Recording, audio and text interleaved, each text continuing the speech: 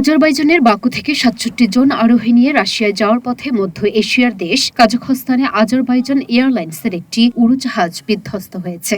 স্থানীয় কর্মকর্তারা বলেছেন, বিধ্বস্ত উড়োজাহাজের অন্তত ৪০ যাত্রীর মৃত্যুর আশঙ্কা করা হচ্ছে। এছাড়া ২৭ আরোহীকে জীবিত উদ্ধার করা হয়েছে। আহত অবস্থায় উদ্ধারের পর তাদের স্থানীয় হাসপাতালে ভর্তি করা হয়েছে।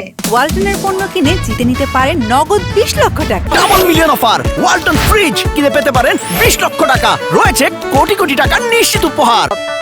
বুধবার কাজাখস্তানের আক্তাউ শহরের কাছে উড়োজাহাজটি বিধ্বস্ত হয় বলে কাজাখ কর্তৃপক্ষ জানিয়েছে। উড়োজাহাজ বিধ্বস্তের একটি ভিডিওতে দেখা যায়, উড়োজাহাজটি মাটিতে পড়ে যাওয়ার সঙ্গে সঙ্গে এটা আগুন ধরে যায়। এ সময় আকাশে ঘন কালো ধোঁয়ার কুণ্ডলী উড়তে দেখা যায়।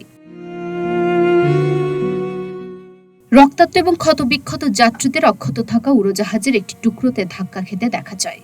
কাজাখস্তানের জরুরি পরিষেবা বিষয়ক মন্ত্রণালয়ের এক বিবৃতিতে বলা হয়েছে, অগ্নি নির্বাপন কর্মীরা উড়োজাহাজের আগুন নিভিয়ে ফেলেছেন। ৩ শিশুসহ জীবিত উদ্ধার করা ২৭ জনকে পার্শ্ববর্তী হাসপাতালে নেওয়া হয়েছে।